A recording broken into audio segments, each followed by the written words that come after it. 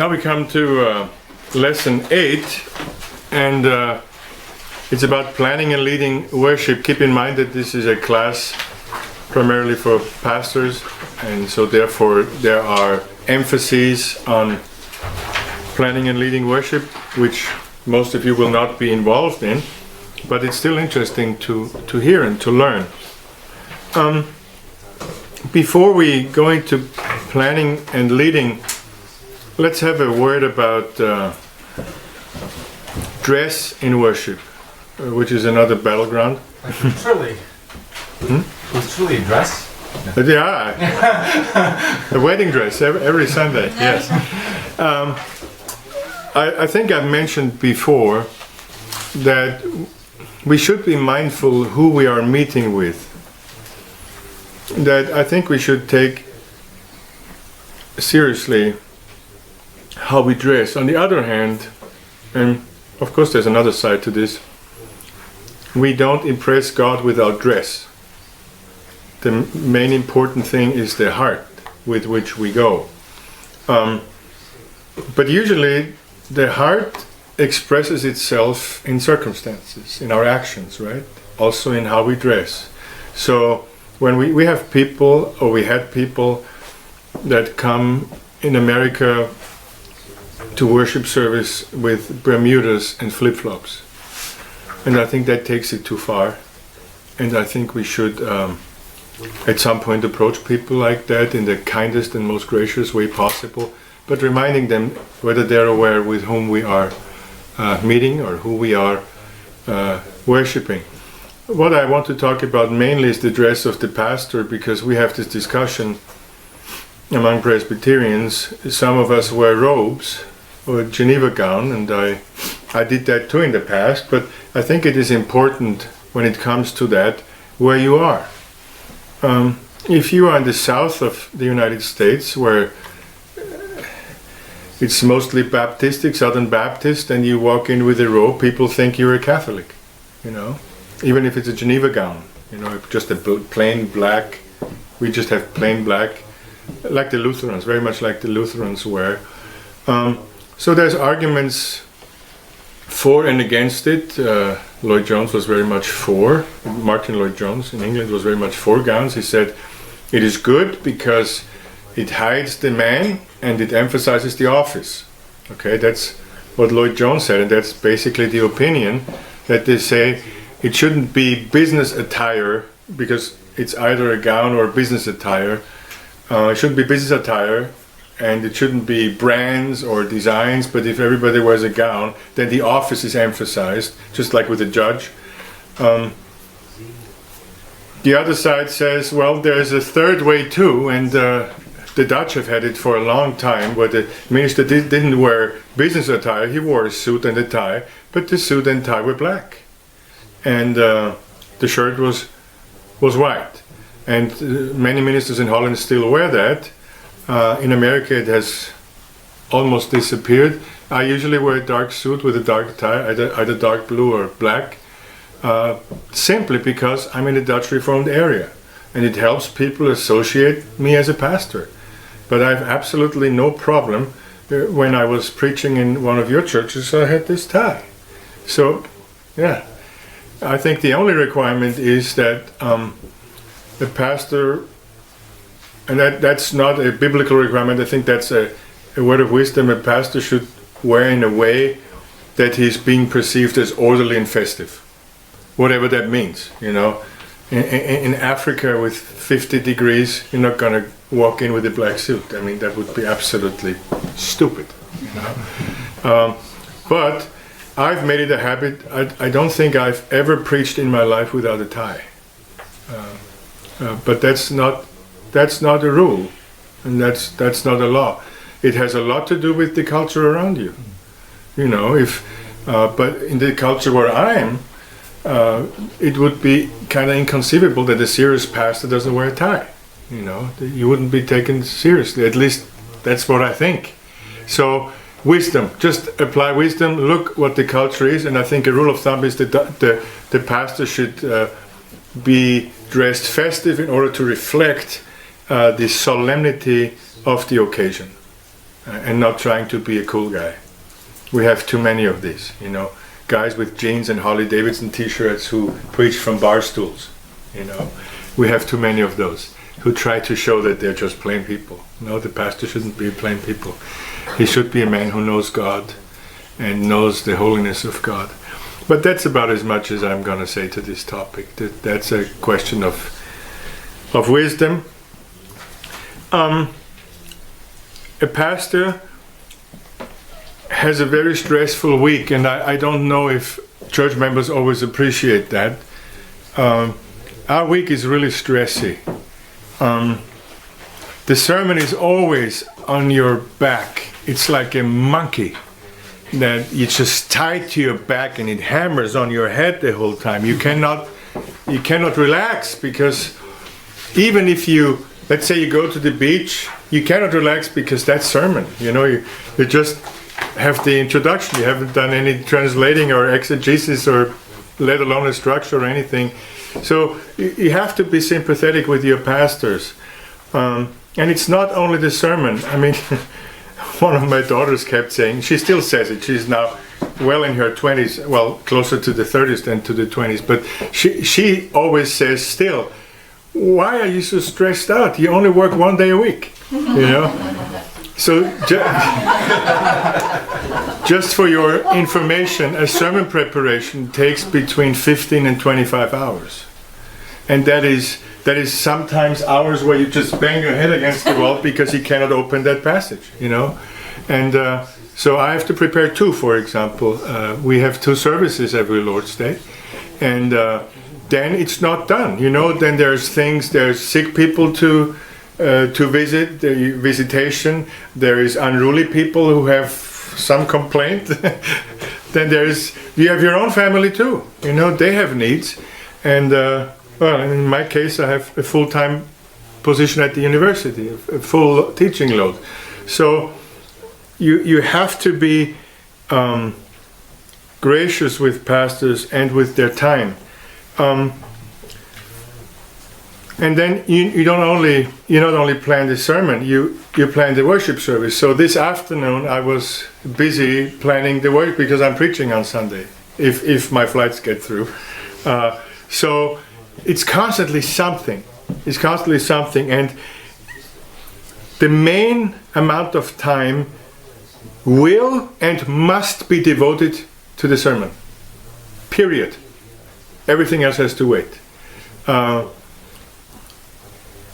When they called deacons in the book of Acts, they wanted to devote themselves to the word and to prayer. Right? And that's the primary responsibility of a pastor. And whenever somebody contacts me, and that's how it happens in America, other churches contact you, are you open to a call? You know, they want a pastor, and you know, so I always say I'm always open for a call when it comes from God. So, but then they ask, how do you see the pastorate? And I say, I can tell you right away, preaching and praying. In other words, leading of worship and prayer. That is my primary duty. I'm not an administrator. I'm not a part of a building gang. I'm not here to help people move. I'm here to bring the word and to communicate with God for the flock. So that is your primary obligation. But you have to plan the worship service. That is the duty of the pastors. According to our book of church order, it's the duty of the pastor and the elders, but it is not the duty of anybody else. The pastor is responsible for worship. You see how important worship is. Worship itself is a sermon that's being preached, the order of worship, how it's being designed, how it's being led. And now you hear, and you will hear, that the choosing of the hymns is not as easy as one might think. The hymns we've already heard. They must fit the occasion. Praise in the beginning, gratitude after the Lord's Supper. Lord, teach us before the sermon. You know, so that takes quite some time. Especially, we just received a new Psalter hymnal, which is excellent. But there are 800 different songs. Many of them I don't know. So you really have to take time to choose these hymns. But I'm just saying this priority with a sermon. I rather have you personally have hymns that are not so 100% fitting than having a sermon half or 2/3 prepared and you winging it in the pulpit. I think that is a biblical a priority list here. You must ask the Holy Spirit to fill you with wisdom and creativity to craft the worship service that is a blessing to God's people. So that's a pastoral act too, and it's not as easy. I know the temptation, and I've given in frequently just to be repetitive and, for example, don't want to think of a call to worship, let's just take Psalm 100, or 110, or let's just do this what we did last time. What I did today is, in the evenings, I preached through the Westminster Confession, and I'm still at about Christ, articulate about Christ the mediator, and so this is how I chose my hymns today. I photographed the bulletin from last time when I preached on paragraph 2 of Article 8, and I use exactly the same order of worship because I simply don't have the time. I have to prepare the sermon on the plane, so I don't have my hymnal with me. So sometimes you will have to do that as pastors. But if you can avoid it, the worship service is also very important. Try to give the worship service enough attention as well. Planning worship. There are many aspects that do not change. Usually the order of worship remains the same, which is helpful. And what I do, I put in my stuff into an email and send it to the bulletin secretary and the musicians, and they do the rest. They do the bulletin and everything. I don't think pastors should be the ones to make the bulletin. All these things should be done by church members, I believe. Take away as much from your pastor as you possibly can. There's another benefit to that. A pastor once told me, and I try to do that in our own congregation. He said, try to assign every church member a certain duty, of course in coordination with them. Everybody should have some stake in the game, some responsibility, because we and artists reminded me of this. We are a building built with living stones, and every stone has a place, right?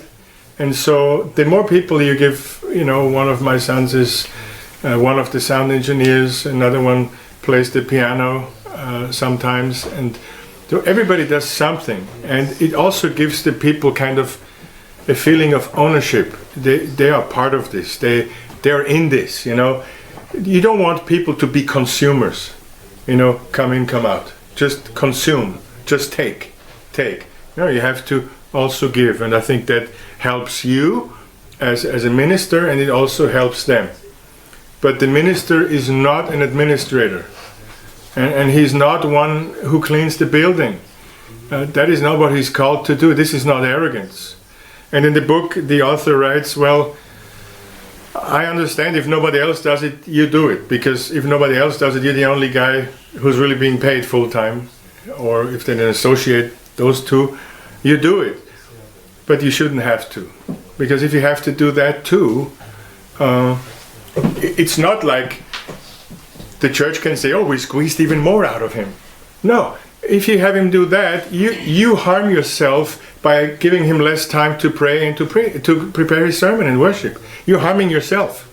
So my philosophy of ministries, and I'm not talking to my own congregation now, I'm talking to other people. So I'm not trying to advertise for myself. Take everything out of your pastor's hand so they can really devote themselves to preaching and praying. And if I may add, pay them enough that they can really do that. That's something that's often forgotten because people think they're pastors. I mean, they don't even need a car because they float. They're levitating. They don't need food because they live from the truth, not from bread. And their children don't need clothes. God takes care of them. So this is something that I want you to take into consideration.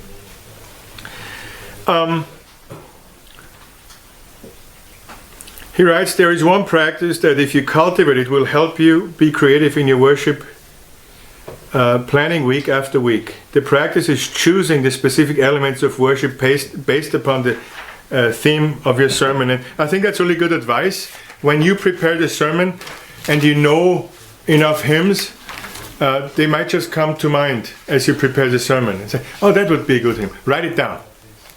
I mean, I don't know how good your memory is.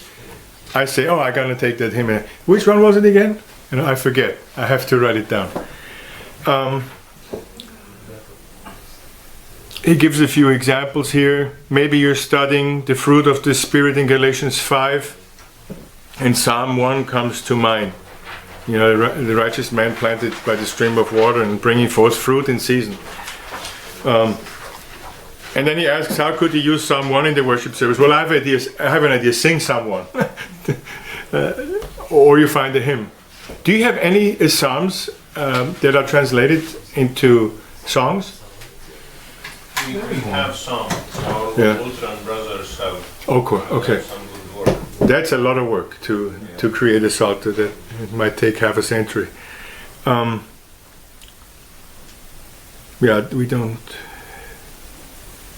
Or you can use a catechism question for the responsive reading, or even for the profession of faith, a catechism question that fits the sermon. And here's one thing that I don't want pastors to be too stressed. I have a lady, but sometimes when I use hymns twice within a few weeks, she says, we had this hymn twice. And I say, so what? What is really the problem? What is the problem if we take a hymn twice in 2 weeks, if it fits, And also it helps the congregation to learn the hymn and to get to know it. So there's really not a problem. If you're still in the same passage and it still fits, I don't see a problem with using it. That's a question of culture. In America, it's an absolute no-no, it seems to me, to use a hymn twice, But I still do it if it fits. I try to avoid it if I can, but sometimes I have to do it. She stopped coming now. I think I have communicated by signs. But she's a gracious lady. She's not confrontational or anything. She's married to an excellent musician, and they are very, very sensitive to these things. He's a great man. And he writes also, don't think that the last paragraph on 41, don't think that you have to make sermon theme connections with every single element of worship. It's hard to work your sermon theme into every single part. So be a little bit gracious with yourself too. But here's a good word of advice in our text. He says, when you do it, you must point it out to the congregation. So I think if you go through the pains and bring it all together in a wholesome way, you explain to people, you can say, we just talked about this, and now our sermon topic was this, and here is this. This is how the hymn fits with the sermon. You make it more meaningful to them. We are singing words, and I understand that sometimes we sing the words and we don't even realize what we're singing. I think we all know that can happen. But if you explain, for example, you use the hymn and say, now we sing hymn so-and-so, or Psalm X, Y, Z. This is exactly the topic that we just heard, and it relates in this way. Suddenly you have awakened interest in the hymn or in the psalm. It helps people to be concentrated. I mean, the other way is you say, no, why should I do that? They must be concentrated. That's never a good way to be a pastor, to be stubborn. You want to help your congregation. We all know that these are difficult times and we're all spoiled and our attention span is short. We know that. Can we move on? And knowing that this is so, let's help them, Or how often do you hear, I don't know if it's here, but preachers that preach longer. I mean, I'm a pretty long preacher. I preach about 45, 50 minutes. But there are some that preach over an hour. And the congregations, they just cannot concentrate that long. And they try to explain it to the preacher. Oh, don't you know the Puritans? They preached 4 hours. Well, first of all, that's not true. The Puritans didn't preach 4 hours. But hey, I mean, they didn't have TV. They didn't have this new electronic tools. This is a different age. You can resist. You can say this all day long, but you could also tell him, well, Puritans hardly get paid for the ministry, Let's play it this way, So this argument cuts both ways. Help your people as much as you can. There's a reason why they're called a flock of sheep. They need loving care. They don't need, sheep don't need a whip, and some of us think that sometimes you almost feel a hostility between preachers and their congregations, because preacher becomes stubborn, congregation reacts with stubbornness, and then it becomes a Mexican standoff for the next 5 years until they kick him out, There's no need for that. Be kind, be gracious has never harmed anyone.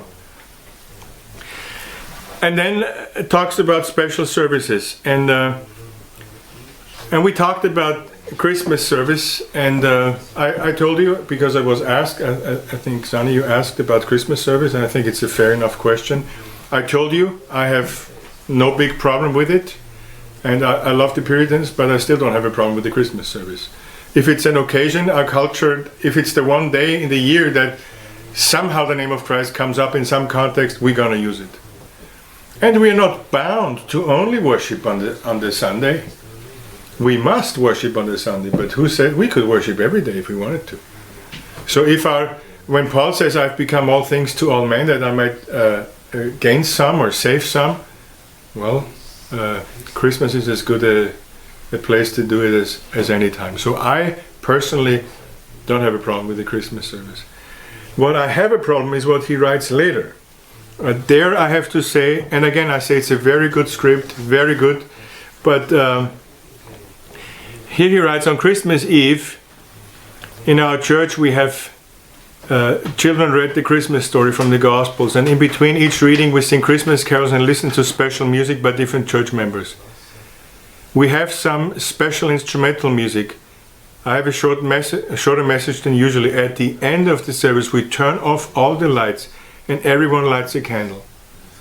If you would have told that to the Puritans and the Reformers, I think they would all pass out on the spot. They would just pass out, and I'm close to it.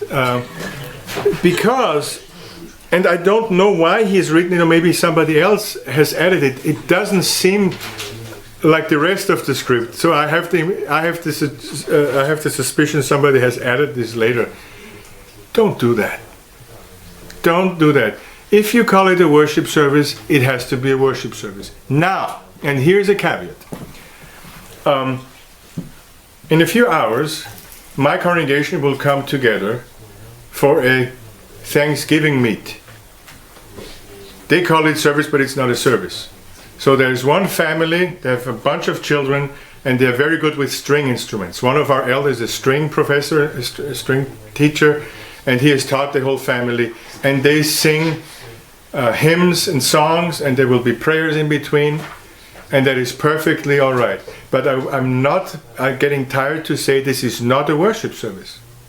This is just a get-together for the congregation where they hear good music, they pray together, and they sing some Bible passages. It is not a worship service. So you can do these things.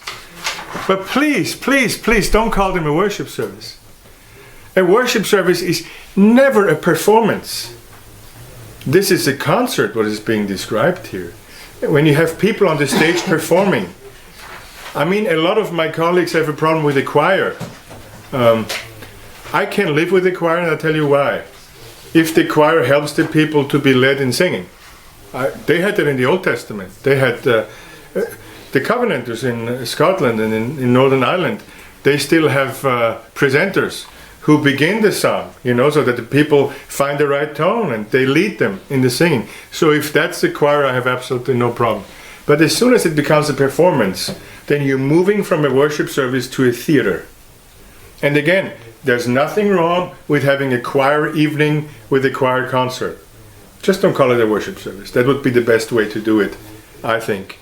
And Reformed people have a natural aversion to candles.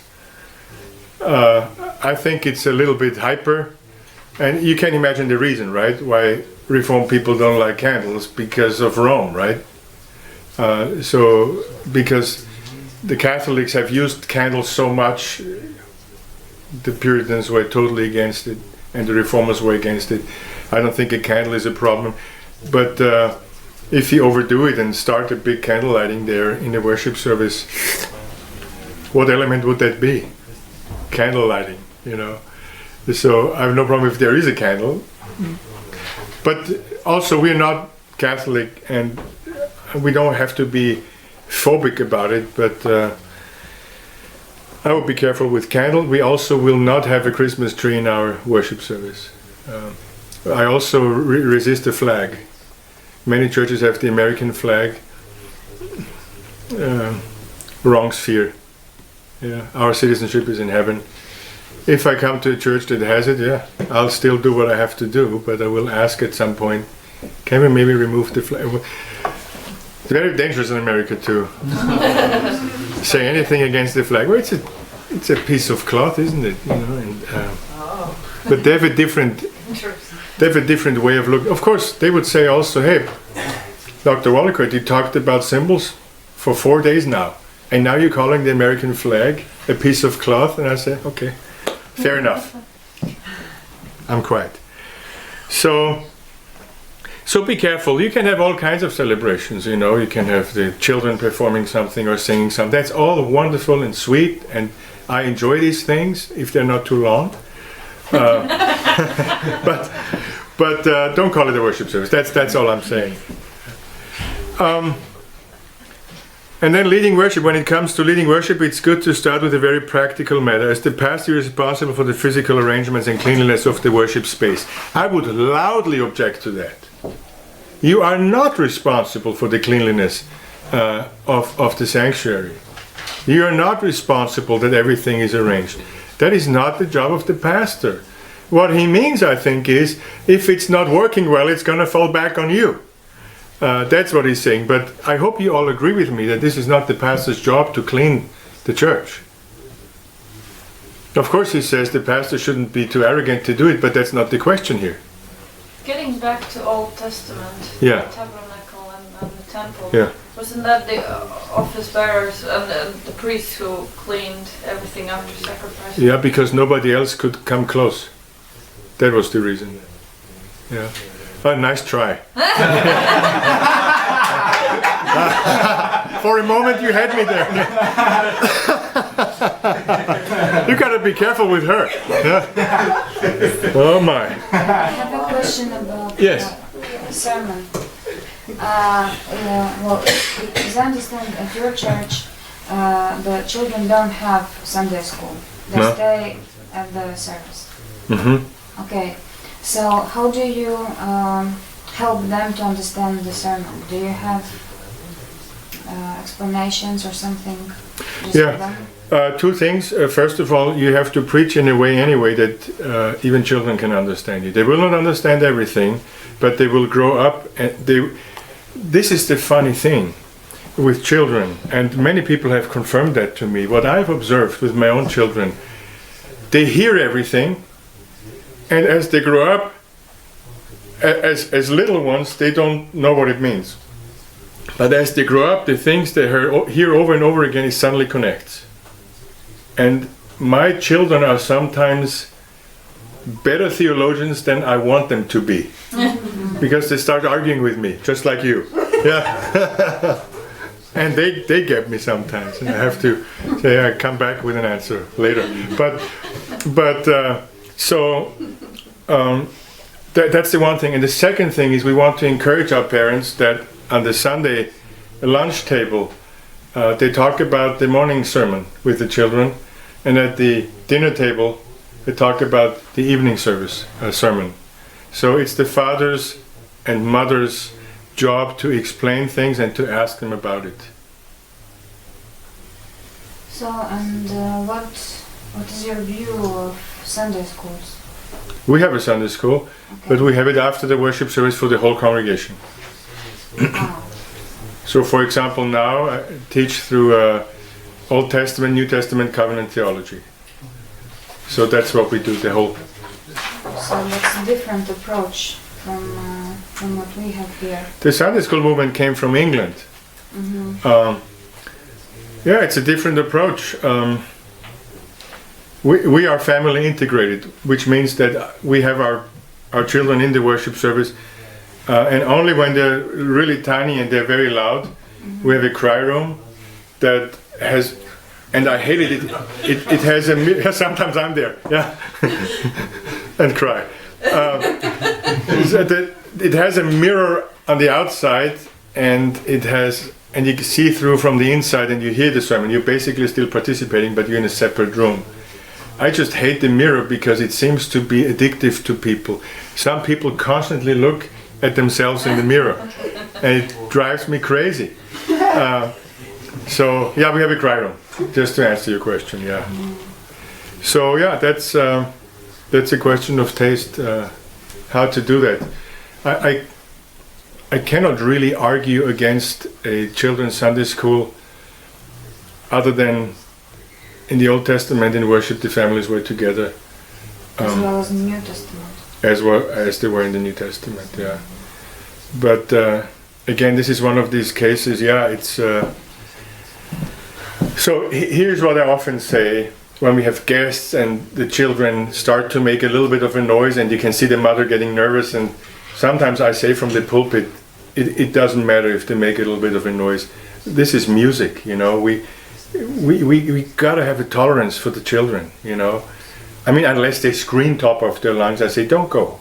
Yeah, that's fine. I mean, can you imagine a Jewish synagogue? How many children they had? Can you imagine how loud that was? So we can endure a little bit of I was visiting a church in Sioux Falls, and there was a father with a young man who was severely disabled. And he would at times just start yelling shortly, yeah? And I was so impressed. Nobody looked at him. Nobody sent him out. He was a part of their congregation. And that preached a sermon to me, you know? So we have to have a little more tolerance, I think, for our children in those worship services. Because what message are we giving them? As soon as you make a little noise, you're out of here. You know, you have to be perfect. That's also a symbol, right? If you're not perfect, you're out, you know, period. And I was an intern in a church where they used on the Sunday the pastor's office as a spanking room. And during the sermon, the parents would line up to go in with their child and to, you know, as soon as they made a sound. That's But extreme. that is the best way to send them away as soon as they can, because they will interpret worship. That's the time when I was really hard spanked, you know. So be careful I think the important thing is, what message do you give your children? Yeah. Yeah, well, I have just thought about this, and my husband also. It's like we try to make the church too sterile. Yeah, I agree. Yeah. I absolutely agree. Without noises, without. Yeah. And We don't want strange people. Yeah. children are Yeah. noise Yeah. by definition. So. Yeah. Maybe a question and comment too about. I think you're very right that you have to be. It's not the right word, probably tolerant. Because tolerant means, Yeah. sorry for using that. No, it's a good word. It's just been stolen from us. Yeah. But I believe nowadays children make noise not because they're just children, but because they are not properly disciplined. That's true too. You know, that's the other wing. Yeah. You know? Yeah. The problem is that if they're not normally, I would say normally, I'm not going to do that what it means, normally disciplined at home, Yeah. they would be easily managed at church. Yeah. Well. You know? Yeah. So that's, and then they come to church and then they make noise, and then we have to be tolerant. Yeah. I Actually, understand. we have to talk to the parents. But that's what we would do. If we have the impression that they don't raise their child properly, you have to talk with them. I fully agree. That's the job. I mean, I think. Yeah.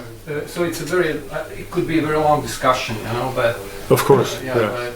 Yeah. I'm thinking of very little ones, and you don't know if they have colics or if they're hungry or if they're sick or anything.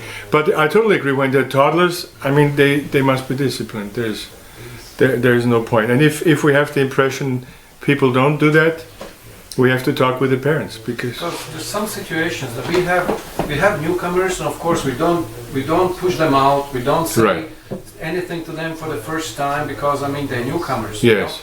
But you see that I mean there's let's say the pastor is making the Lord's Supper, getting ready for the Lord's Supper, and the kids can walk around, and really disturbing the people. No, the parents need to. And the parents don't do anything, because it's just the children, Oh yeah. Instead of, hey, come, we are not at home here. Yeah. Let's. And you see that they have a problem with discipline. Yeah. It's not the kids' fault. Yeah, and we don't allow that either. We don't allow children to run around in the worship service, or you'd start playing with the elements of the Lord's Supper. No, I totally agree. I'm talking of really little children. Yeah, sure. I totally agree. I'm totally with you. Yeah, and the poor children, and then the parents lose it and spank them, although they could avoid all of this if they would have raised them right. That's for sure.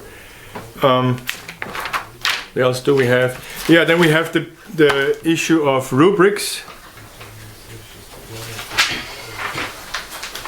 He talks about welcoming people. I don't think I have to explain that. Simply for the reason, when I went to the Bible church last Sunday, I was very warmly welcomed, and I saw Pastor Alvis actually shaking everybody's hand when they came. So I think that is not a problem here. Hospitality and friendliness. I just liked that the pastor that is quoted here. He tells his members that the church should be like a little foretaste of heaven. He asks the question, when you get to heaven, will you open the door for yourself? No, the angels will open wide the gates of heaven for you. When you walk into heaven, will anyone greet you? Yes, Jesus and all your friends will greet you.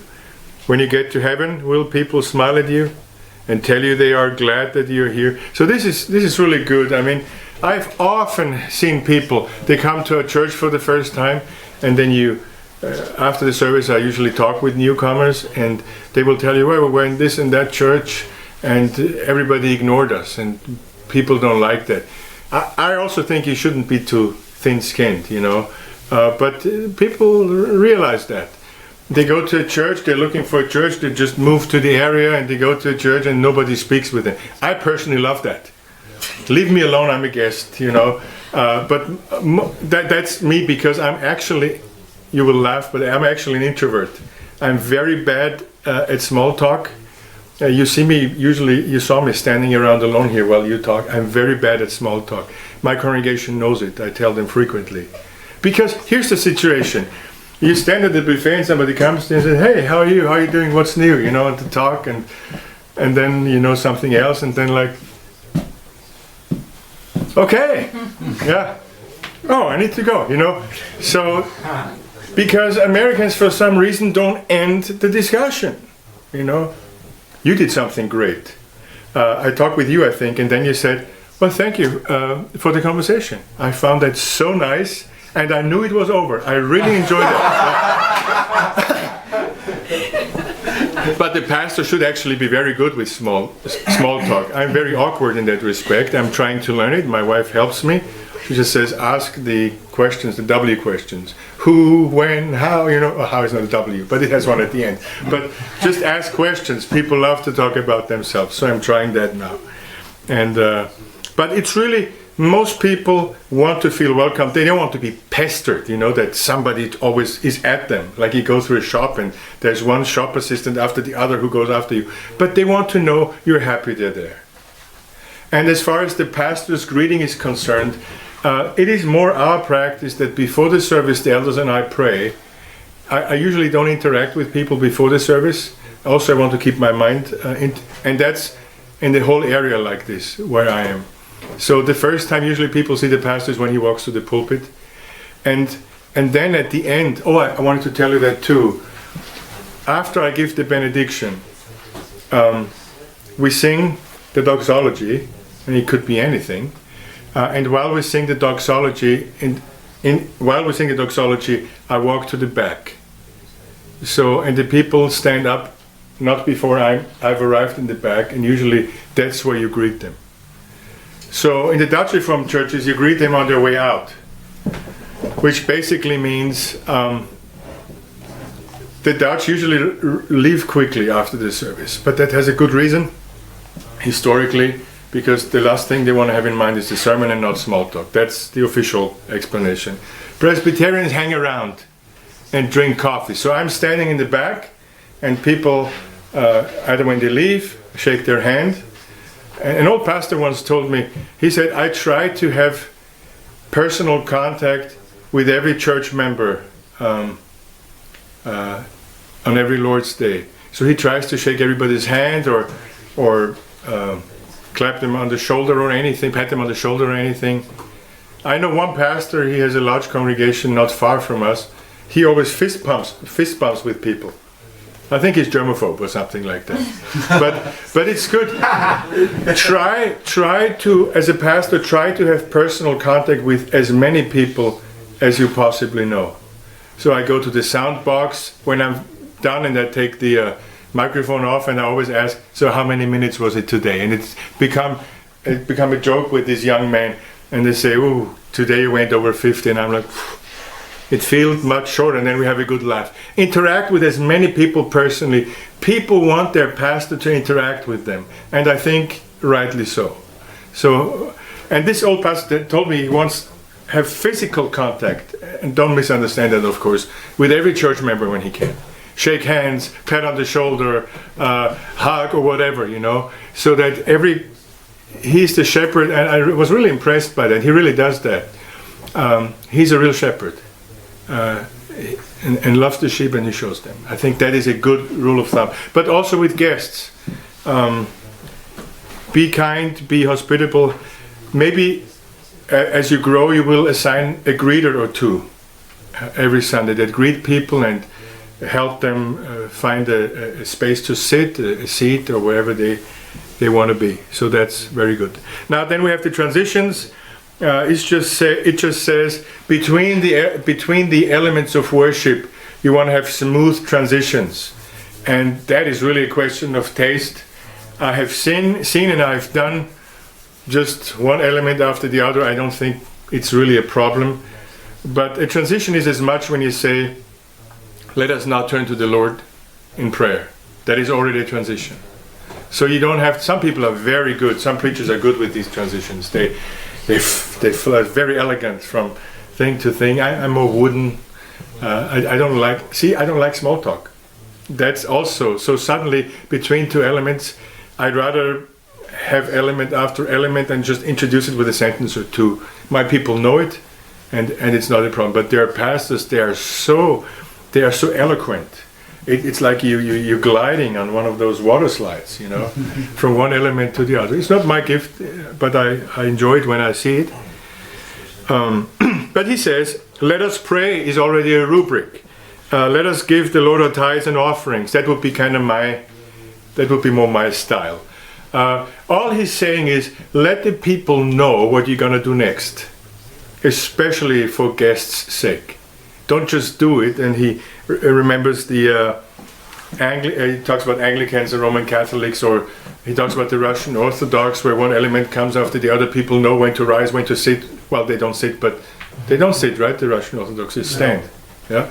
So they know what to do, but the guest is hopelessly lost in a worship like that. So tell them what you're going to do. And then we talk about motions. That what deliberate motion should the pastor make as he leads worship? Does body position matter? Yes, it does, because we speak not only in words propositionally, but also with our body. And kneeling is a no-no. That was fought in the Reformation severely. That's why the book of Common Prayer was rewritten, because of John Knox. He hated the part with kneeling in the worship service. And we don't kneel in the worship service. Although you could make the case biblically, that it's not a problem to kneel. But I'm telling you, there's not one instance from all that I know Scripture that people kneeled in praying. I privately sometimes kneel because it reminds me who I'm dealing with, but there's no example of kneeling. In fact, some stand up in prayer. The Covenanters, they stand up only when they pray. So it is more of a stand-up thing, prayer. And the raising of the hands, lifting our hands into the air in prayer, towards heaven. So I strongly advise you not to do any kneeling. It has no biblical warrant anywhere. Yes, some stand for raising hands. Yeah, some are really allergic to that, but but it's only because of the charismatics, right? It is a biblical posture. Raising hands is a biblical posture. Don't be afraid, don't be hostile if somebody does it. He's not a charismatic. When I pray, usually before the Lord's Supper, when I pray for the Lord's Supper, I pray like this, and after the Lord's Supper, I pray like this in gratitude, and nobody knows because they're supposed to have their eyes closed, right? Nobody says you have to have your eyes closed in prayer. It just helps, to concentrate. So raising hands, we have that. And that brings us to the end of the evening.